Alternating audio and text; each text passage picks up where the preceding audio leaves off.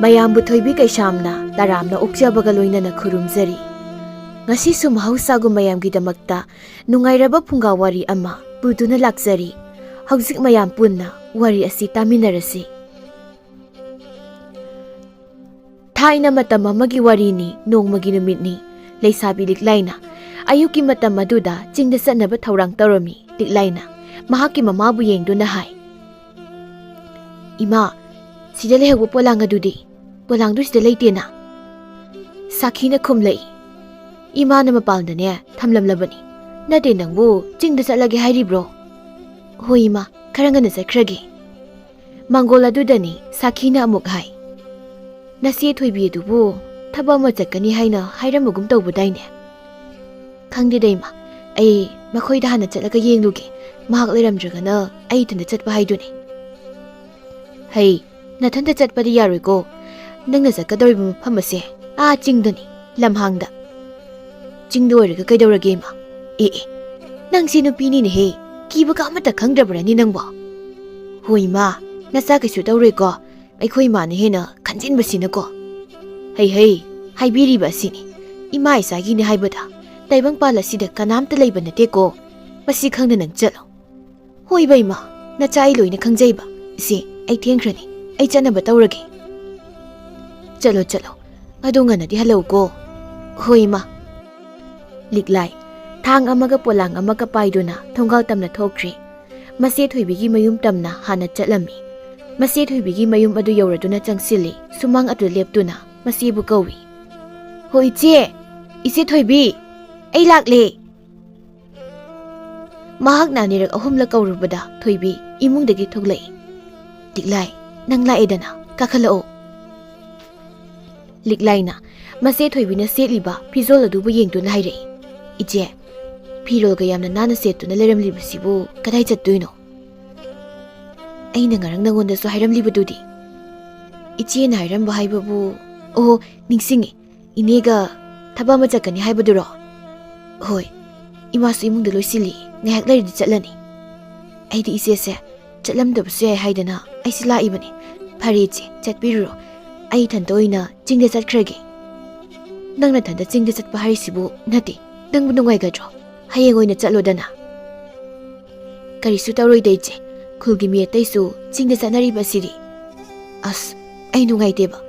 ꯅꯪꯅ ꯄꯤꯔꯨꯛ ꯐꯨꯅꯤꯜꯗꯣ ꯍꯦꯛꯇꯕ ꯌꯥꯗꯦ ꯍꯥꯏꯔꯒꯅ ꯍꯣꯔꯦꯟ ꯅꯨꯡꯊꯤꯜꯗ ꯑꯣꯏꯅ ꯆꯠꯁꯤ.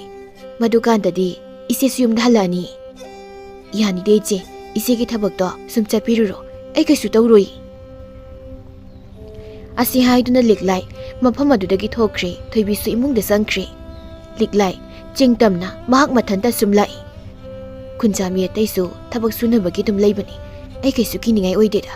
ꯄꯤꯔꯨꯛ ꯈꯔ, ꯐꯨꯅꯤꯜ ꯈꯔ ꯍꯦꯛꯂꯒ ꯌꯨꯝꯗ ꯊꯨꯅ ꯍꯟꯈꯤꯕ ꯍꯥꯏꯗꯨꯅꯤ." ꯑꯁꯨꯝ ꯆꯠꯄꯅ ꯆꯤꯡꯌꯥ ꯑꯗꯨ ꯌꯧꯔꯦ꯫ ꯃꯍꯥꯛꯅ ꯅꯍꯥꯟ ꯃꯈꯩ ꯄꯤꯔꯨꯛ ꯍꯦꯛꯄ ꯃꯐꯝ ꯑꯗꯨꯕꯨ ꯌꯧꯔꯕꯗ ꯐꯝꯊꯗꯨꯅ ꯃꯍꯥꯛꯅ ꯄꯨꯔꯛꯄ ꯊꯥꯡ ꯑꯗꯨꯒꯤ ꯃꯆꯤꯜꯅ ꯊꯤꯟꯗꯨꯅ ꯍꯦꯛꯂꯝꯃꯤ꯫ "ꯃꯐꯝ ꯑꯁꯦ ꯄꯤꯔꯨꯛ ꯌꯥꯝꯅ ꯍꯧꯏ. ꯍꯧꯔꯤꯕ ꯃꯌꯥꯝꯁꯦ ꯂꯣꯏꯅꯗꯤ ꯍꯦꯛꯅꯤꯡꯕꯅꯤ. ꯑꯗꯨꯕꯨ ꯑꯩꯅ ꯄꯨꯔꯛꯂꯤꯕ ꯄꯣꯂꯥꯡ ꯑꯁꯤꯃꯇꯪ ꯊꯟꯅꯕ ꯍꯦꯛꯈ꯭ꯔꯒꯦ." ꯆꯤꯡ ꯃꯅꯨꯡ ꯑꯗꯨꯗꯅ ꯈꯨꯟꯖꯥ ꯅꯨꯄꯥ ꯈꯔꯁꯨ ꯁꯤꯡ ꯌꯥꯅꯔꯤ꯫ ꯁꯤꯡ ꯌꯥꯟꯕꯒꯤ ꯃꯈꯣꯜ ꯀꯌా ꯑꯃꯁꯨ ꯇꯥꯔꯤ꯫ ꯃꯁꯤꯅ ꯂꯤꯛꯂꯥꯏꯒꯤ ꯃꯁꯥ ꯑꯗꯨꯗ ꯆꯤꯡꯌꯥꯅꯤ ꯍꯥꯏꯕꯒꯤ ꯑꯀꯤꯕ ꯀꯔꯤꯁꯨ ꯂꯩꯔꯝꯗꯦ꯫ ꯑꯁꯨꯝꯅ ꯄꯤꯔꯨꯛ ꯑꯗꯨꯕꯨ ꯉꯥꯏꯍꯥꯛ ꯍꯦꯛꯂꯕ ꯃꯇꯨꯡꯗꯅꯤ ꯃꯍꯥꯛꯅ ꯂꯩꯔꯤꯕ ꯃꯐꯝ ꯃꯗꯨ ꯇꯝꯅ ꯂꯤꯟ ꯑꯃ ꯖꯔ ꯖꯔ ꯆꯦꯟꯁꯤꯜꯂꯛꯂꯝꯃꯤ꯫ ꯂꯤꯟ ꯑꯗꯨꯕꯨ ꯎꯕꯗ ꯂꯤꯛꯂꯥꯏ ꯃꯁꯥꯗꯨ ꯄꯥꯈꯠꯂꯝꯃꯤ꯫ "ꯏꯁ, ꯂꯤꯟꯁꯦ ꯑꯩ ꯇꯝꯅ ꯆꯦꯟꯁꯤꯜꯂꯛꯑꯦꯅꯦ. ꯀꯔꯤꯅꯣ ꯂꯤꯟ ꯑꯁꯤꯅ ꯇꯧꯔꯤꯕꯁꯤꯕꯣ? ꯑꯁꯨꯝ ꯆꯪꯁꯤꯜꯂꯛꯑꯦ. ꯑꯩ ꯆꯣꯡꯊꯣꯛꯍꯧꯗ꯭ꯔꯕꯗꯤ ꯌꯥꯔꯔꯣꯏ."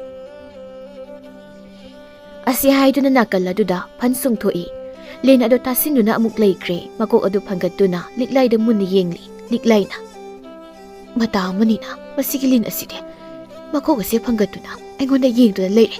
ꯃꯥꯒꯤ ꯃꯑꯣꯡꯁꯦ ꯑꯩꯉꯣꯟꯗ ꯐꯟ ꯆꯣꯡꯁꯤꯜꯂꯛꯀꯗꯕꯒꯤ ꯃꯑꯣꯡꯅꯦ. ꯃꯍꯥꯛꯅ ꯃꯐꯝ ꯑꯁꯤꯗ ꯑꯁꯨꯝ ꯇꯥꯁꯤꯟꯗꯨꯅ ꯂꯩꯕ ꯇꯥꯔꯕꯗꯤ ꯑꯩꯅ ꯄꯤꯔꯨꯛ ꯍꯦꯛꯂꯤꯕꯁꯦ ꯍꯦꯛꯄ ꯑꯃꯠꯇ ꯌꯥꯔꯣꯏ. ꯑꯩꯅ ꯄꯥꯏꯔꯤꯕ ꯊꯥꯡ ꯑꯁꯤꯅ ꯁꯤꯗ ꯂꯪꯂꯒ ꯂꯤꯟ ꯑꯁꯤ ꯍꯥꯠꯂꯁꯤꯔꯅꯦ." ꯂꯤꯛꯂꯥꯏꯒꯤ ꯋꯥꯈꯜ ꯑꯗꯨꯗ ꯂꯤꯟ ꯑꯗꯨꯕꯨ ꯍꯥꯠꯂꯁꯤꯔ ꯍꯥꯠꯀꯨꯝꯁꯤꯔ ꯍꯥꯏꯅ ꯏꯇꯠ ꯇꯠꯇꯅ ꯈꯜꯂꯝꯃꯤ꯫ ꯈꯟꯕ ꯌꯥꯕ ꯈꯜꯂꯕ ꯇꯨꯡꯗ ꯍꯥꯠꯂꯒꯦ ꯍꯥꯏꯅ ꯈꯜꯂꯝꯃꯤ꯫ "ꯑꯩꯉꯣꯟꯗ ꯆꯣꯡꯁꯤꯟꯗꯨꯅ ꯆꯤꯛꯂꯛꯇ꯭ꯔꯤꯉꯩ ꯑꯩꯅ ꯑꯣꯏꯅ ꯍꯥꯟꯅ ꯍꯦꯛꯇ ꯍꯥꯠꯍꯧꯔꯒꯦ. ꯃꯁꯤꯅ ꯐꯒꯅꯤ. ꯊꯥꯡ ꯑꯁꯦ ꯍꯦꯛꯇ ꯂꯪꯂꯒꯦ." Liklay na makutta pariba thang adubu lin adu tamna sapu kana langlammi. Mahakna langba thang aduna lin adugi makuk mapa aduda chapchana palammi. Adumna taurabada lin adudagi I kaya mathoglaklammi lin adu kudak aduda sirami. Liklay na asiba lin adubu yingduna haizay. Sire da na huzikti kamdawi. Nangumuna liklay engonda hek tauba yabra. Sire do parini. Makutta saitek ama paiduna asibilin adubu mafam amada kothoklammi thang adu lagthokle. Thangse isuluni taire. Aibusibu hundo masirane. Masinani numi kudingi aina piruk hekliba. Masi hundo krabadi yaroi. Phajana oina chamthoklage. Asumna thang adubu napida phajana taithokle madugi tungda liklay mayum tamna chatkirami. Liklay na mafam adudagi hek chatkibaga mahakna sire haidun thamlamlaba lin adu ikhang khanghaudana amu hingalaklami. Masa adu lengling chalakle. Lin adudagi taibangmi amagi saktamda amu onthoraklami.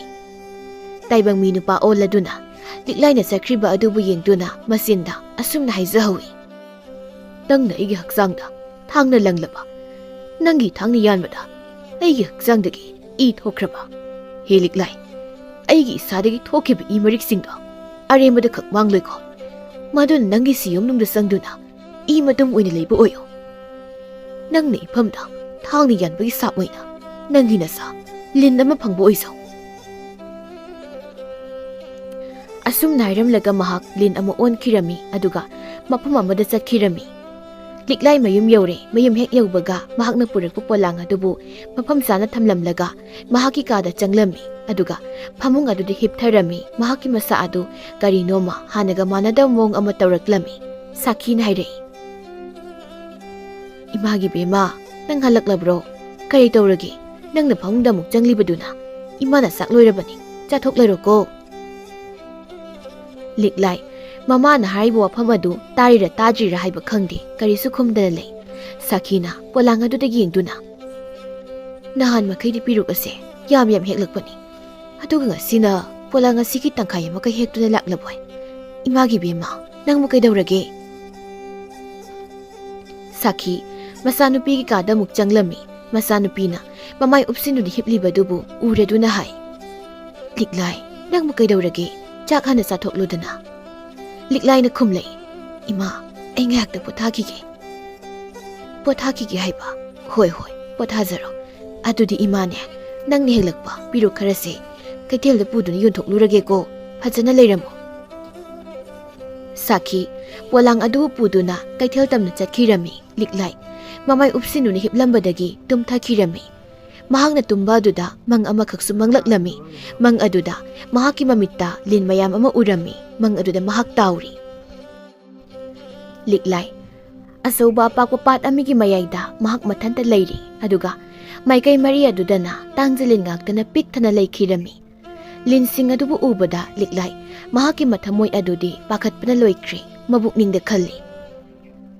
Aina tawriba sibu karino paklaba ipak asigi mayay sida karino aina oiriba mataw sibo lin mayam asina aigi maikay mari asida loina koy sinduna thatsinuna leikri.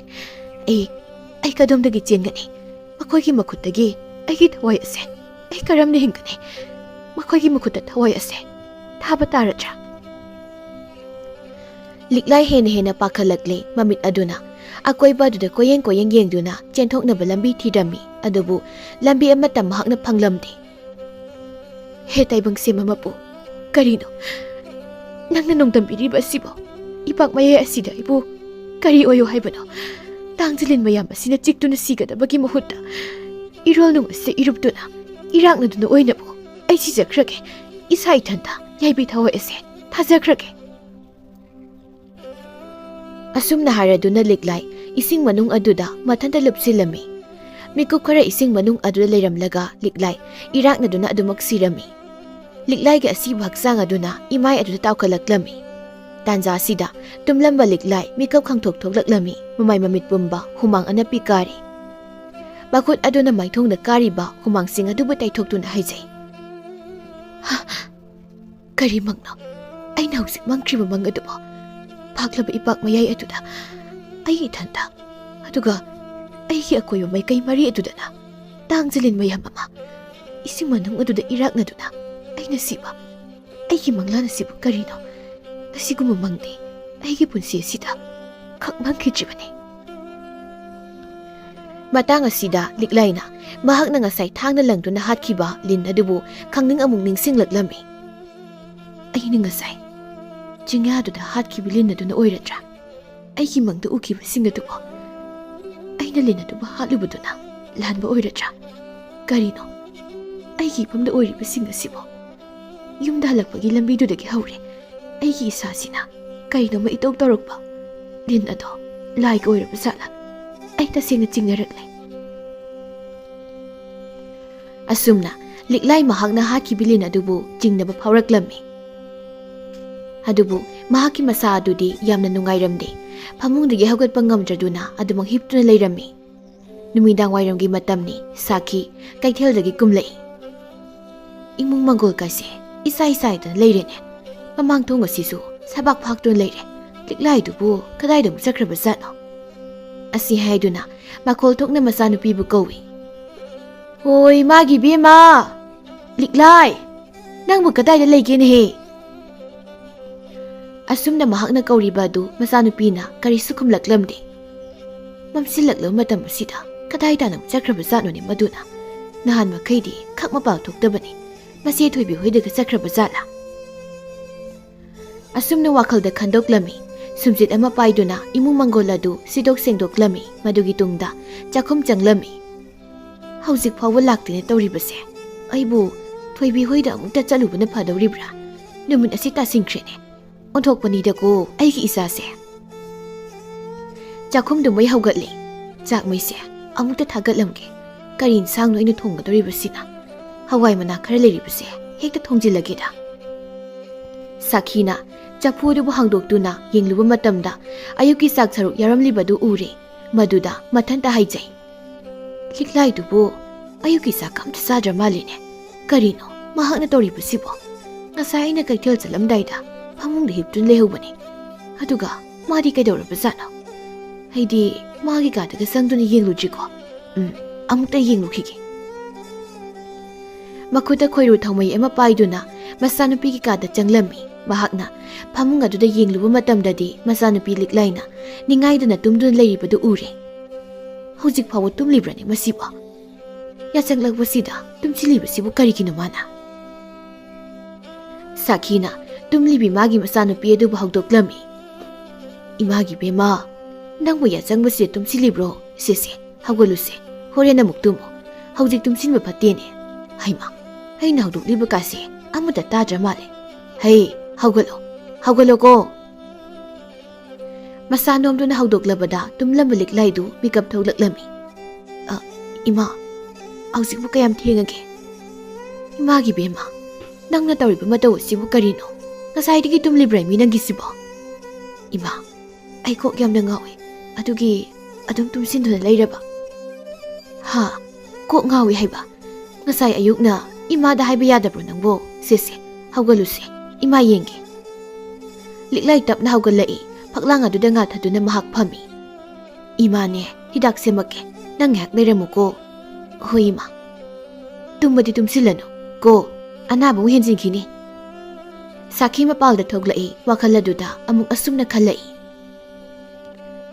chingya lamhang aduda mathanda chatpada lighting ko ungnakraba sa laimi matu soidna oirongani haiba hujikbu ima amai bido korubana phagatra isa se mathanda kamai thamlamgani hayeng ayukto oina kaurageda asumna khandoni hida khara semlami ibema sese phiyese nakoktu digeti kari sitawrida phani se sakhina masanupi gi anabadubu kana senari asumna numit masingsu phana hausin kirami numit kharani asida liklagi punsida yamna ahongba laklami honglaklibasinga sibu mahakna su khangjare mahakna madom tumina khalli aigi oirakliba pibamasibu karino pibamasibu imana khangkhraga aibu karini haina haibigani masida aigi iralna karino liklai magi punsida ikhang khangawdana ahongba lakliba asi atai karigi sunate lin onba lainupa adubu mahakna thangna langlubagini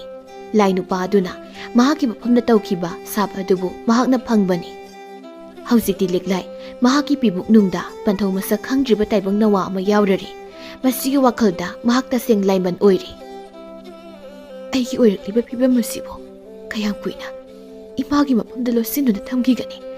ꯃꯐꯝ ꯑꯁꯦ ꯑꯩ ꯏꯃꯥꯗ ꯍꯥꯏꯗꯣꯛꯂꯒꯦ꯫ ꯏꯃꯥꯒ ꯄꯨꯟꯅ ꯀꯔꯤ ꯇꯧꯕ ꯌꯥꯕꯒꯦ ꯍꯥꯏꯕꯗꯣ ꯇꯥꯟꯅꯔꯒꯦ꯫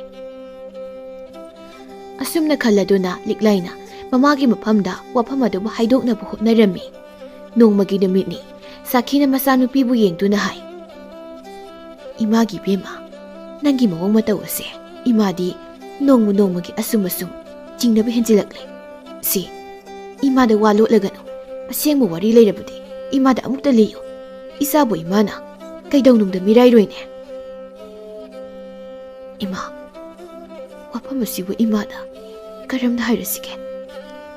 ꯏꯃꯥ, ꯅꯆꯥ ꯑꯩꯁꯦ ꯃꯃꯥ ꯑꯣꯏꯒꯗꯧꯔꯤ꯫ ꯋꯥꯐꯝ ꯑꯁꯤꯕꯨ ꯇꯥꯕꯗ ꯁꯥꯈꯤ ꯃꯥꯒꯤ ꯊꯃꯣꯏ ꯑꯗꯨꯗꯤ ꯈꯪꯄ꯭ꯔꯦꯛ ꯈꯪꯂꯝꯃꯤ꯫ ꯍꯥ, ꯃꯃꯥ ꯑꯣꯏꯒꯗꯧꯔꯦ ꯍꯥꯏꯕ? ꯂꯤꯛꯂꯥꯏ, ꯅꯪꯅ ꯍꯥꯏꯔꯤꯕ ꯋꯥꯐꯝ ꯑꯁꯤꯕꯨ ꯀꯔꯤꯅꯣ? ꯅꯆꯥ ꯑꯩꯅ ꯍꯥꯏꯖꯔꯤꯕ ꯋꯥꯐꯝ ꯑꯁꯦ ꯑꯁꯦꯡꯕꯅꯤ ꯏꯃꯥ꯫ ꯑꯩ ꯃꯃꯥ ꯑꯣꯏꯒꯗꯧꯔꯤ꯫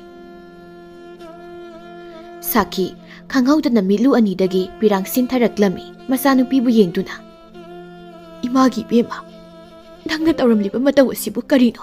ꯍꯥꯏꯌꯣ, ꯅꯨꯄꯥ ꯑꯗꯨ ꯀꯅꯥꯅꯣ? ꯍꯥꯏꯌꯣ, ꯅꯨꯄꯥ ꯑꯗꯨ ꯀꯅꯥꯅꯣ? ꯏꯃꯥ, ꯑꯩꯒꯤ ꯏꯐꯝꯗ ꯑꯉꯛꯄ ꯋꯥꯍꯪ ꯑꯃ ꯑꯣꯏꯔꯤꯕꯁꯨ ꯃꯗꯨꯅꯤ ꯑꯩꯒꯤ ꯁꯤꯌꯣꯝꯅꯨꯡꯗ ꯐꯥꯎꯔꯛꯂꯤꯕ ꯏ ꯃꯇꯨꯝ ꯑꯁꯤꯒꯤ ꯃꯄꯥꯁꯤ ꯀꯅꯥꯅꯣ ꯍꯥꯏꯕ ꯅꯆꯥ ꯑꯩꯅ ꯈꯪꯖꯗꯦ꯫ ꯃꯗꯨꯗꯤ ꯃꯤꯅꯝꯕꯅꯤ꯫ ꯃꯄꯥ ꯌꯥꯎꯗꯅ ꯀꯔꯝꯅ ꯃꯁꯤꯕꯨ ꯑꯣꯏꯊꯣꯛꯀꯅꯤ? ꯏꯃꯥꯒꯤ ꯏꯕꯦꯝꯃ, ꯅꯪꯕꯨ ꯏꯃꯥꯗ ꯋꯥ ꯂꯣꯠꯂꯗꯨ ꯀꯩꯗꯧꯕꯒꯦ? ꯏꯃꯥ, ꯑꯁꯦꯡꯕꯅꯤ ꯅꯆꯥ ꯑꯩꯅ ꯍꯥꯏꯖꯔꯤꯕꯁꯦ꯫ ꯄꯄꯥ ꯀꯅꯥꯅꯣ ꯍꯥꯏꯕꯗꯣ ꯑꯩ ꯇꯁꯦꯡꯅ ꯈꯪꯖꯗꯤꯌꯦ ꯏꯃꯥ꯫ ꯍꯩ, ꯂꯝꯀꯦꯠꯄꯤ, ꯅꯪꯕꯨ ꯏꯆꯥꯅꯤ ꯍꯥꯏꯗꯨꯅ ꯂꯨꯅ ꯆꯥꯟꯅ ꯇꯧꯗꯨꯅ ꯊꯝꯂꯛꯄꯒꯤ ꯃꯍꯩꯔꯣ? ꯍꯥ, ꯃꯍꯩꯔꯣ ꯃꯁꯤꯕꯣ? ꯑꯩꯅꯗꯤ ꯏꯆꯥꯕꯨ ꯐꯩ ꯍꯥꯏꯅ ꯈꯜꯂꯨꯔꯒ ꯅꯪꯗꯤ ꯁꯖꯠ ꯆꯨꯝꯗꯕꯤ ꯃꯆꯥ ꯑꯃ ꯑꯣꯏꯔꯝꯂꯕ? ꯅꯪꯅ ꯁꯤꯖꯈ꯭ꯔꯣꯅꯦꯍꯦ꯫ ꯍꯧꯖꯤꯛꯄꯨ ꯀꯔꯤꯅꯣ ꯑꯩꯅ ꯇꯧꯒꯗꯕꯁꯤꯕꯣ? ꯀꯩꯔꯣꯜ ꯂꯩꯀꯥꯏꯗ ꯍꯪꯂꯛꯂꯒ ꯑꯩꯅ ꯈꯨꯝꯒꯗꯧꯔꯤꯕꯁꯤꯕꯨ ꯀꯔꯤꯅꯣꯅꯦ ꯑꯩꯕꯣ? ꯃꯃꯥ ꯃꯆꯥ ꯑꯅꯤꯗꯨ ꯄꯨꯟꯅ ꯀꯞꯃꯤꯟꯅꯔꯝꯃꯤ꯫ ꯂꯤꯛꯂꯥꯏꯅ ꯃꯈꯥ ꯇꯥꯗꯨꯅ ꯍꯥꯏꯔꯛꯏ, ꯏꯃꯥ, ꯅꯆꯥ ꯑꯩꯅ ꯆꯤꯡꯅꯖꯕ ꯋꯥꯐꯝ ꯑꯃꯗꯤ ꯂꯩ꯫ ꯅꯣꯡꯃ ꯑꯩ ꯏꯊꯟꯗ ꯆꯤꯡꯗ ꯆꯠꯄ ꯅꯨꯃꯤꯠ ꯑꯃꯗ ꯑꯩꯅ ꯆꯤꯡꯌꯥꯗꯨꯗ ꯄꯦꯔꯨꯛ ꯍꯦꯛꯂꯤꯉꯩ ꯑꯩꯒꯤ ꯅꯥꯛꯇ ꯂꯤꯟ ꯑꯃꯈꯛ ꯆꯪꯂꯛꯈꯤ꯫ ꯂꯤꯟ ꯑꯗꯨꯅ ꯑꯩꯉꯣꯟꯗ ꯃꯨꯟꯅ ꯌꯦꯡꯗꯨꯅ ꯂꯩꯈꯤ꯫ ꯃꯗꯨꯗ ꯑꯩꯅ ꯑꯩꯒꯤ ꯈꯨꯠꯇ ꯄꯥꯏꯕ ꯊꯥꯡ ꯑꯗꯨꯅ ꯂꯤꯟ ꯑꯗꯨ ꯂꯪꯈꯤ꯫ ꯊꯥꯡ ꯑꯗꯨꯅ ꯂꯤꯟ ꯑꯗꯨꯗ ꯄꯥꯟꯗꯨꯅ ꯂꯤꯟ ꯑꯗꯨ ꯁꯤꯈꯤ꯫ ꯃꯗꯨꯒꯤ ꯅꯨꯃꯤꯠ ꯑꯗꯨꯗꯒꯤ ꯍꯧꯅ ꯑꯩꯒꯤ ꯏꯁꯥꯁꯦ ꯀꯔꯤꯅꯣꯃ ꯇꯧꯈꯤ꯫ ꯃꯍꯧꯁꯥꯒ ꯁꯨꯛꯃꯥꯟ ꯃꯥꯟꯅꯈꯤꯗꯦ꯫ ꯏꯃꯥ, ꯅꯨꯃꯤꯠ ꯑꯗꯨꯗꯒꯤꯅꯤ ꯑꯩꯅ ꯑꯅꯥꯕ ꯍꯧꯈꯤꯕ꯫ ꯁꯥꯈꯤ ꯃꯆꯥꯅꯨꯄꯤ ꯂꯤꯛꯂꯥꯏꯕꯨ ꯃꯁꯛ ꯌꯥꯝꯅ ꯃꯨꯟꯅ ꯈꯪꯕ ꯃꯃꯥ ꯑꯃꯅꯤ ꯃꯍꯥꯛ꯫ ꯃꯆꯥꯅꯨꯄꯤꯅ ꯍꯥꯏꯔꯤꯕ ꯋꯥꯐꯝ ꯑꯗꯨꯗ ꯃꯍꯥꯛ ꯊꯥꯖꯔꯝꯃꯤ꯫ ꯐꯔꯦꯁꯦ, ꯍꯧꯈ꯭ꯔꯕꯗꯤ ꯍꯧꯈ꯭ꯔꯦ꯫ ꯍꯧꯖꯤꯛꯇꯤ ꯏꯃꯥ ꯏꯆꯥꯅ ꯄꯨꯟꯅ ꯂꯥꯟꯊꯦꯡꯅꯕ ꯇꯥꯔꯦꯗꯅ꯫ ꯏꯃꯥ, ꯑꯩꯒꯤ ꯁꯤꯌꯝꯅꯨꯡꯗ ꯐꯥꯎꯔꯛꯂꯤꯕ ꯏ ꯃꯇꯨꯝ ꯑꯁꯤꯅ ꯊꯥꯕꯝ ꯃꯁꯤꯡ ꯁꯨꯗꯨꯅ ꯇꯥꯏꯕꯪꯗ ꯐꯥꯎꯔꯛꯇ꯭ꯔꯤꯕ ꯃꯇꯝ ꯑꯗꯨ ꯐꯥꯎꯕꯗꯤ ꯑꯩ ꯌꯨꯝ ꯑꯁꯤꯗ ꯆꯠꯊꯣꯛꯇꯅ ꯂꯦꯡꯗꯅ ꯂꯩꯔꯒꯦ꯫ ꯍꯣꯏ ꯍꯣꯏ, ꯄꯨꯝꯅꯃꯛ ꯏꯃꯥꯅ ꯐꯅꯕ ꯁꯤꯟꯒꯅꯤ꯫ ꯑꯗꯨꯒꯅꯤ ꯏꯕꯦꯝꯃ, ꯃꯇꯨꯡ ꯇꯥꯔꯛꯄ ꯄꯨꯟꯁꯤꯗ ꯊꯋꯥꯏ ꯄꯥꯟꯕ ꯖꯤꯕ ꯑꯃꯠꯇ ꯈꯛ ꯍꯥꯠꯂꯨꯒꯅꯨꯀꯣ꯫ ꯅꯪꯅ ꯅꯨꯃꯤꯠ ꯑꯗꯨꯗ ꯍꯥꯠꯈꯤꯕ ꯂꯤꯟ ꯑꯗꯨꯅ ꯇꯧꯔꯛꯄ ꯁꯥꯞ ꯁꯣꯏꯗꯅ ꯑꯣꯏꯒꯅꯤ ꯃꯁꯤ꯫ ꯑꯩꯁꯨ ꯑꯗꯨꯝꯅ ꯈꯜꯂꯤ ꯏꯃꯥ꯫ ꯐꯔꯦ ꯐꯔꯦ, ꯄꯣꯊꯥꯖꯔꯣ꯫ ꯑꯁꯤ ꯍꯥꯏꯗꯨꯅ ꯁꯥꯈꯤ ꯃꯄꯥꯜꯗ ꯊꯣꯛꯈꯤꯔꯝꯃꯤ ꯂꯤꯛꯂꯥꯏꯅ꯫ ꯏꯃꯥꯅ ꯃꯆꯥ ꯑꯩꯕꯨ ꯃꯁꯛ ꯃꯨꯟꯅ ꯈꯪꯕꯤꯕꯅꯤ꯫ ꯉꯁꯤ ꯐꯥꯎꯕ ꯑꯩꯅ ꯍꯤꯡꯂꯛꯄꯁꯤꯗ ꯑꯩꯅ ꯀꯅꯥꯝꯇꯗ ꯑꯀꯥꯏꯕ ꯐꯠꯇꯕ ꯊꯕꯛ ꯑꯃꯇ ꯇꯧꯈꯤꯗ꯭ꯔꯤ꯫ ꯍꯦ ꯅꯣꯡꯗꯝꯕ, ꯅꯪꯅ ꯑꯩꯒꯤ ꯏꯐꯝꯗ ꯆꯥꯡꯌꯦꯡꯂꯤꯕ ꯑꯁꯤꯕꯨ ꯀꯔꯤꯅꯣ? ꯑꯩꯒꯤ ꯏꯆꯥꯁꯦ ꯂꯤꯟꯒꯤ ꯃꯆꯥ ꯑꯣꯏꯕ ꯇꯥꯔꯗ꯭ꯔꯥ? ꯑꯇꯣꯞꯄ ꯃꯤꯅ ꯈꯪꯈ꯭ꯔꯒꯅ ꯀꯔꯤ ꯑꯣꯏꯔꯛꯄ? ꯑꯩꯒꯤ ꯄꯨꯟꯁꯤ ꯑꯁꯦ ꯍꯦꯟꯅ ꯂꯨꯒꯗꯧꯔꯤꯗ꯫ ꯑꯗꯨꯕꯨ ꯐꯔꯦ, ꯄꯨꯝꯅꯃꯛ ꯑꯁꯦ ꯉꯝꯅꯕ ꯈꯥꯡꯂꯒꯦ꯫ ꯃꯇꯝ ꯈꯔꯗꯤ ꯑꯩꯒꯤ ꯁꯛꯇꯝꯁꯦ ꯂꯣꯠꯇꯨꯅ ꯂꯩꯔꯒꯦ꯫ ꯏꯆꯥ ꯑꯁꯤꯕꯨ ꯇꯥꯏꯕꯪꯗ ꯐꯥꯎꯔꯛꯄ ꯃꯤꯀꯨꯞ ꯑꯗꯨꯕꯨ ꯑꯩ ꯉꯥꯏꯔꯒꯦ꯫ ꯑꯁꯨꯝꯅ ꯁꯥꯈꯤ ꯑꯃꯗꯤ ꯂꯤꯛꯂꯥꯏꯅ ꯋꯥꯐꯝ ꯑꯗꯨꯕꯨ ꯂꯣꯠꯁꯤꯟꯅꯕ ꯍꯣꯠꯅꯔꯝꯃꯤ꯫ ꯅꯣꯡꯃꯒꯤ ꯅꯨꯃꯤꯠꯅꯤ꯫ ꯊꯣꯏꯕꯤꯅ ꯂꯤꯛꯂꯥꯏꯒꯤ ꯃꯌꯨꯝ ꯇꯝꯅ ꯂꯥꯛꯂꯝꯃꯤ ꯂꯝꯕꯤꯗ ꯆꯠꯅ ꯆꯠꯅ ꯃꯄꯨꯛꯅꯤꯡꯗ ꯈꯜꯂꯤ ꯅꯍꯥꯟ ꯃꯈꯩꯗꯤ ꯂꯤꯛꯂꯥꯏꯗꯣ ꯑꯩꯈꯣꯏꯗ ꯂꯥꯛꯇꯨꯅ ꯆꯤꯡꯗ ꯄꯦꯔꯨꯛ ꯍꯦꯛꯄ ꯆꯠꯄꯒꯤ ꯍꯧꯔꯕꯅꯤ ꯑꯗꯨꯕꯨ ꯃꯍꯥꯛꯇꯤ ꯂꯥꯛꯈꯤꯗ꯭ꯔꯦ ꯅꯨꯃꯤꯠ ꯃꯁꯤꯡ ꯌꯥꯝ ꯆꯤꯜꯂꯛꯂꯤ ꯃꯍꯥꯛꯅ ꯑꯩꯈꯣꯏꯗ ꯑꯩꯕꯨ ꯍꯧꯕ ꯂꯥꯛꯈꯤꯗꯕꯁꯤ ꯃꯍꯥꯛꯀꯤ ꯃꯋꯥ ꯃꯄꯥꯎꯁꯨ ꯑꯃꯠꯇ ꯇꯥꯈꯤꯗ꯭ꯔꯦ ꯃꯍꯥꯛꯄꯨ ꯑꯅꯥ ꯑꯌꯦꯛꯀ ꯌꯥꯎꯔꯕ ꯖꯥꯠꯂꯥ ꯃꯈꯣꯏꯗ ꯆꯠꯇꯨꯅ ꯑꯃꯨꯛꯇꯪ ꯍꯪꯒꯦ ꯍꯥꯏꯅ ꯇꯧꯕꯁꯤꯁꯨ ꯐꯔꯛ ꯑꯃ ꯇꯥꯗꯨꯅ ꯑꯗꯨꯃꯛ ꯂꯩꯔꯕ ꯉꯁꯤꯗꯤ ꯃꯇꯥꯡ ꯆꯥꯔꯦ ꯑꯁꯨꯝ ꯂꯥꯛꯄꯅ ꯂꯤꯛꯂꯥꯏꯒꯤ ꯃꯌꯨꯝ ꯌꯧꯔꯦ ꯁꯨꯃꯥꯡꯗ ꯂꯦꯞꯇꯨꯅ ꯂꯤꯛꯂꯥꯏꯕꯨ ꯀꯧꯔꯝꯃꯤ ꯂꯤꯛꯂꯥꯏ ꯂꯤꯛꯂꯥꯏ ꯍꯣ ꯂꯤꯛꯂꯥꯏ ꯑꯩ ꯂꯥꯛꯏꯌꯦ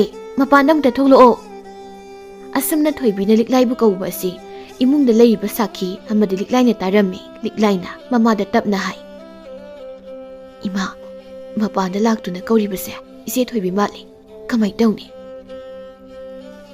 ꯕꯦꯝꯃ ꯅꯪ ꯑꯗꯨꯃꯛ ꯅꯪꯒꯤ ꯀꯥꯁꯤ ꯂꯩꯌꯨꯀꯣ ꯏꯃꯥ ꯊꯣꯛꯂꯨꯒꯦ ꯅꯪ ꯂꯩꯕ꯭ꯔꯥ ꯍꯪꯂꯛꯂꯒꯅ ꯂꯩꯇꯦ ꯍꯥꯏꯅ ꯈꯨꯝꯂꯒꯦ ꯅꯪꯒꯤ ꯍꯧꯖꯤꯛ ꯑꯣꯏꯔꯤꯕ ꯐꯤꯕꯝ ꯑꯁꯤꯕꯨ ꯃꯍꯥꯛꯅ ꯈꯪꯈꯤꯕ ꯍꯥꯏꯕꯁꯦ ꯑꯩꯈꯣꯏ ꯁꯣꯏꯗꯅ ꯑꯋꯥꯐꯝꯗ ꯇꯥꯒꯅꯤ ꯀꯅꯥꯃꯠꯇꯒꯤ ꯃꯐꯝꯗ ꯈꯪꯍꯟꯕ ꯌꯥꯕ ꯋꯥꯐꯝ ꯅꯠꯇꯦꯀꯣ ꯅꯪ ꯂꯦꯡꯗꯅ ꯂꯩꯌꯣ ꯃꯄꯥꯟꯗ ꯊꯣꯛꯂꯛꯀꯅꯨꯀꯣ ꯍꯣꯏ ꯏꯃꯥ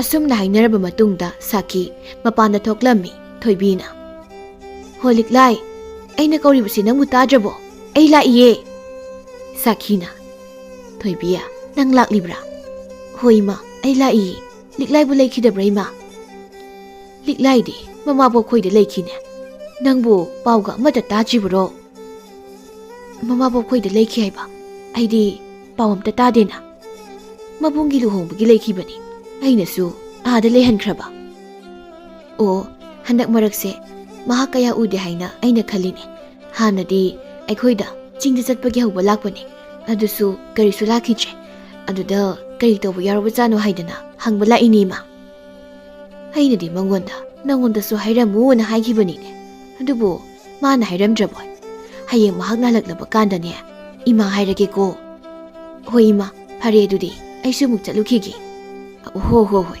ꯆꯠꯆꯔꯣ ꯆꯠꯆꯔꯣ ꯑꯁꯨꯝꯅ ꯋꯥꯔꯤ ꯁꯥꯟꯅꯔꯕ ꯇꯨꯡꯗ ꯊꯣꯏꯕꯤ ꯆꯠꯈ꯭ꯔꯦ ꯁꯥꯈꯤ ꯁꯣꯔ ꯑꯁꯥꯡꯕ ꯑꯃꯨꯛ ꯍꯣꯟꯗꯣꯛꯏ ꯑꯗꯨꯒ ꯍꯥꯏꯖꯩ ꯍꯥ ꯄꯣꯛꯄꯗꯒꯤ ꯑꯣꯏꯗꯕ ꯉꯥꯡꯖꯔꯛꯇꯕ ꯑꯩꯁꯦ ꯏꯆꯥꯒꯤ ꯍꯛꯇꯛ ꯑꯁꯤꯗ ꯑꯣꯏꯗꯕ ꯀꯌꯥ ꯉꯥꯡꯂꯤꯀꯣ ꯃꯁꯤ ꯄꯨꯝꯅꯃꯛ ꯏꯆꯥꯒꯤꯗꯃꯛꯅꯤꯀꯣ ꯏꯃꯨꯡꯗ ꯑꯃꯨꯛ ꯆꯪꯂꯝꯃꯤ ꯂꯤꯛꯂꯥꯏꯅ ꯏꯃꯥ ꯏꯆꯦ ꯊꯣꯏꯕꯤꯗꯨ ꯆꯠꯈ꯭ꯔꯕꯣ ꯆꯠꯈ꯭ꯔꯦ ꯀꯔꯤ ꯍꯥꯏꯔꯝꯃꯤꯅꯣ ꯃꯥꯅ ꯀꯔꯤꯕꯨ ꯑꯣꯏꯅꯤ ꯅꯪꯒꯤ ꯃꯁꯛ ꯎꯗꯦ ꯀꯔꯤ ꯇꯧꯕ ꯌꯥꯎꯔꯕꯖꯥꯠꯅꯣ ꯍꯥꯏꯅ ꯍꯪꯕ ꯂꯥꯛꯂꯤꯕꯅꯤ ꯃꯗꯨꯗ ꯏꯃꯥꯅ ꯃꯃꯥꯕꯣꯛ ꯈꯣꯏꯗ ꯂꯩꯈꯤ ꯍꯥꯏꯅ ꯈꯨꯝꯈ꯭ꯔꯕꯅꯤ ꯏꯃꯥ ꯏꯆꯥ ꯑꯅꯤꯅ ꯑꯁꯨꯝꯅ ꯃꯤꯔꯣꯠ ꯑꯃ ꯑꯣꯏꯗꯨꯅ ꯀꯌꯥꯝ ꯀꯨꯏꯅꯅꯣ ꯂꯩꯈꯤꯒꯗꯕ ꯏꯃꯥꯒꯤ ꯕꯦꯝꯃ ꯃꯇꯝ ꯃꯥꯅ ꯄꯨꯔꯛꯄ ꯄꯨꯟꯁꯤ ꯑꯗꯨꯗ ꯋꯥꯔꯕꯁꯨ ꯋꯥꯅ ꯏꯃꯥ ꯏꯆꯥ ꯑꯩꯈꯣꯏ ꯑꯅꯤꯅ ꯍꯤꯡꯕ ꯇꯥꯏ ꯊꯣꯏꯅ ꯍꯦꯟꯅꯁꯨ ꯈꯟꯖꯤꯜꯂꯨꯒꯅꯨ ꯑꯁꯨꯝꯅ ꯁꯥꯈꯤ ꯑꯃꯗꯤ ꯂꯤꯛꯂꯥꯏ ꯃꯃꯥ ꯃꯆꯥ ꯑꯅꯤꯅ ꯌꯥꯝꯅ ꯋꯥꯅ ꯋꯥꯐꯝ ꯑꯗꯨꯕꯨ ꯂꯣꯠꯇꯨꯅ ꯂꯩꯈꯤꯔꯝꯃꯤ ꯑꯁꯨꯝꯅ ꯅꯣꯡꯃ ꯅꯣꯡꯃ ꯍꯧꯖꯤꯟꯈꯤꯕꯅ ꯍꯧꯖꯤꯛꯇꯤ ꯊꯥꯕꯝ 10ꯃꯨꯛꯀꯤ ꯃꯇꯨꯡꯗꯅꯤ ꯃꯇꯝ ꯑꯁꯤꯗ ꯂꯤꯛꯂꯥꯏꯒꯤ ꯈꯣꯏꯖꯤ ꯈꯥꯗ ꯃꯤꯇꯝꯂꯤꯕ ꯇꯥꯏꯕꯪ ꯅꯋꯥ ꯑꯗꯨ ꯃꯄꯨꯡ ꯐꯥꯔꯔꯦ ꯊꯥꯕꯝ 10 ꯁꯨꯔꯔꯦ ꯁꯥꯈꯤꯅ ꯍꯥꯏ ꯍꯧꯖꯤꯛꯇꯤ ꯊꯥꯕꯨꯝ ꯃꯁꯤꯡꯁꯨ ꯁꯨꯔꯦ ꯅꯆꯥ ꯑꯁꯤ ꯇꯥꯏꯕꯪꯗ ꯐꯥꯎꯅꯕ ꯍꯣꯠꯅꯔꯁꯤ ꯌꯨꯝ ꯑꯗꯨꯒꯤ ꯃꯅꯨꯡꯗ ꯃꯃꯥ ꯃꯆꯥ ꯑꯅꯤꯈꯛꯅ ꯑꯔꯣꯟꯕ ꯑꯣꯏꯕ ꯂꯤꯛꯂꯥꯏꯒꯤ ꯈꯣꯏꯖꯤ ꯈꯥꯗ ꯌꯥꯎꯔꯤꯕ ꯑꯉꯥꯡ ꯑꯗꯨꯕу ꯇꯥꯏꯕꯪꯗ ꯐꯥꯎꯔꯛꯅꯕ ꯍꯣꯠꯅꯔꯝꯃꯤ ꯅꯨꯃꯤꯗꯥꯡꯒꯤ ꯃꯇꯝꯅꯤ ꯃꯇꯝ ꯑꯁꯤꯗ ꯂꯤꯛꯂꯥꯏ ꯑꯣꯟꯊꯣꯛꯄ ꯐꯤꯕꯝ ꯑꯃꯗ ꯂꯩꯔꯝꯃꯤ ꯁꯥꯈꯤꯅ ꯍꯥꯏ ꯏꯃꯥꯒꯤ ꯕꯦꯝꯃ ꯈꯥꯡꯉꯨ ꯋꯥꯔꯕꯁꯨ ꯈꯥꯡꯉꯨꯀꯣ ꯅꯆꯥꯁꯤꯅ ꯇꯥꯏꯕꯪꯗꯕꯨ ꯐꯥꯎꯔꯕꯗꯤ ꯏꯃꯥ ꯏꯆꯥ ꯑꯅꯤꯒꯤ ꯑꯋꯥꯕꯁꯦ ꯈꯔꯗ ꯑꯣꯏꯔꯕꯁꯨ ꯀꯣꯛꯂꯒꯗꯕꯅꯤ ꯑꯁꯨꯝ ꯇꯧꯅ ꯃꯈꯣꯏ ꯑꯅꯤꯅ ꯊꯕꯛ ꯑꯗꯨꯕꯨ ꯌꯥꯝꯅ ꯋꯥꯅ ꯄꯥꯡꯊꯣꯛꯂꯝꯃꯤ ꯑꯗꯨꯕꯨ ꯃꯇꯝ ꯑꯗꯨꯗ ꯂꯥꯏ ꯅꯨꯄꯥ ꯑꯗꯨꯅ ꯂꯤꯛꯂꯥꯏꯒꯤ ꯃꯐꯝꯗ ꯇꯧꯈꯤꯕ ꯁꯥꯞ ꯑꯗꯨꯒꯤ ꯃꯇꯨꯡ ꯏꯟꯅ ꯂꯤꯛꯂꯥꯏꯅ ꯊꯥꯕꯨꯝ 10 ꯆꯨꯞꯅ ꯅꯥꯎꯄꯨꯔꯤꯕ ꯇꯥꯏꯕꯪ ꯑꯗꯨ ꯇꯥꯏꯕꯪ ꯃꯤ ꯑꯣꯏꯅ ꯄꯣꯛꯂꯛꯄꯒꯤ ꯃꯍꯨꯠꯇ ꯇꯥꯡꯖꯂꯤꯟ ꯑꯃ ꯑꯣꯏꯅ ꯄꯣꯛꯂꯝꯃꯤ ꯃꯇꯧ ꯑꯁꯤꯗ ꯃꯃꯥ ꯃꯆꯥ ꯃꯈꯣꯏ ꯑꯅꯤꯗꯤ ꯉꯛꯄꯅ ꯂꯣꯏꯔꯝꯃꯤ ꯁꯥꯈꯤꯅ ꯀꯔꯤ ꯃꯇꯧꯅꯣ ꯃꯁꯤꯗꯤ ꯇꯥꯏꯕꯪ ꯅꯋꯥ ꯑꯣꯏꯅ ꯄꯣꯛꯄꯒꯤ ꯃꯍꯨꯠꯇ ꯇꯥꯡꯖꯂꯤꯟ ꯑꯣꯏꯅ ꯄꯣꯛꯂꯕ ꯏꯃꯥꯒꯤ ꯕꯦꯝꯃ ꯏꯆꯥꯒꯤ ꯂꯥꯏꯕꯛ ꯑꯁꯤꯕꯨ ꯀꯔꯤꯅꯣꯅꯦ ꯃꯤꯅ ꯇꯥꯔꯒ ꯏꯆꯥꯕꯨ ꯀꯔꯤꯅꯦ ꯍꯥꯏꯅ ꯍꯥꯏꯅꯕꯤꯈꯤꯅꯤ ꯂꯤꯛꯂꯥꯏ ꯃꯍꯥꯛꯁꯨ ꯃꯁꯥꯅ ꯂꯤꯟ ꯑꯣꯏꯅ ꯄꯣꯛꯂꯛꯄꯗꯨꯗ ꯌꯥꯝꯅ ꯉꯛꯆꯔꯝꯃꯤ ꯏꯃꯥ ꯑꯩ ꯀꯔꯤ ꯍꯥꯏꯒꯗꯕꯅꯣ ꯈꯪꯗ꯭ꯔꯦ ꯑꯩꯒꯤ ꯊꯃꯣꯏ ꯑꯁꯦ ꯇꯁꯦꯡꯅ ꯋꯥꯔꯦ ꯏꯃꯥ ꯂꯤꯛꯂꯥꯏ mahakna leisaringay matamda nongmagi numitta chingya da mahakna lin hatkiba adubu amuk ningsinglai mahakna hairei. Ima, numit aduda aina hatkiba lin aduna aigi ipamda tarungkiba sap soiduna oigani.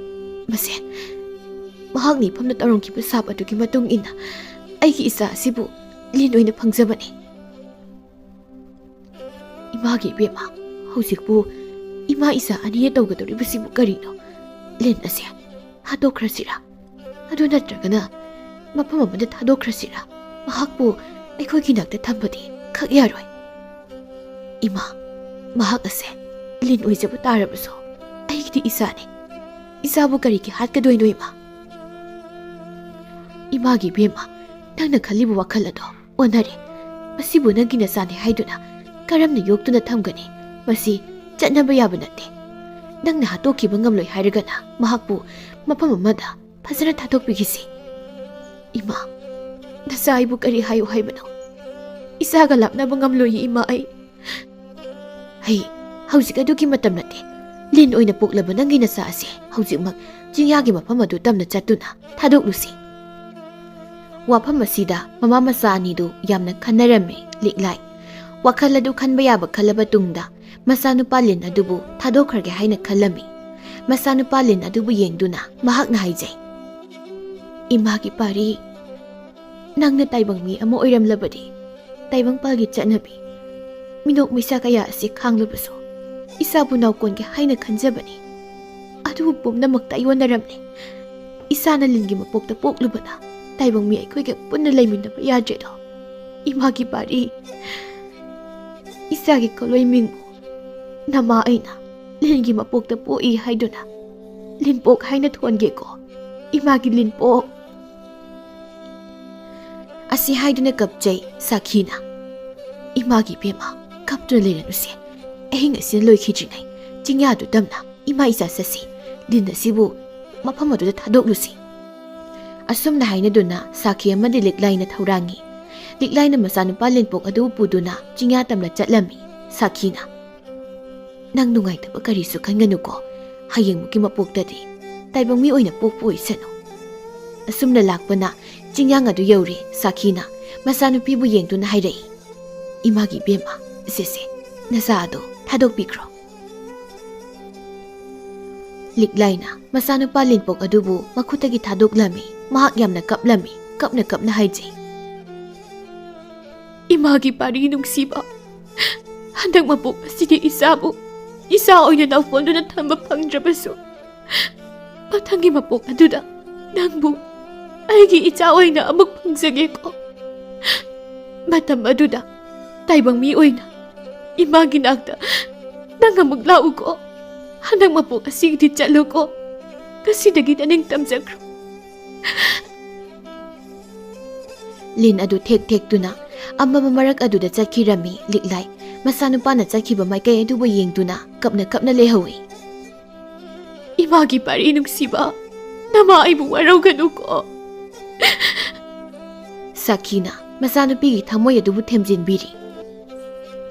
Imagi bema sise yarise nongdamba mahakna asumnane isage laibakta tamlamduna tawribani. Nasa sisu makhogi taibang palda chatkre aikhoi ani su salasi lao. Ima ai ichabu yam nungsi ima. Sise kaplaganu salasi lao ne. Sakhi amadi liklai mafam adudagi mayum tamna sumjring chatkirami asumna liklaina lin amabu hatlubadagi mahaki punsida awaba nangki. Matung tarku punsidagidi masagi wakhal adubu khara sum kaktoklami mamai thangdadi masanupa linpoki wakhal pumba loine kaukirami. Asum tauna liklai mahaki hanagi punsi aduda amuk hanjinduna nungaina leikirami.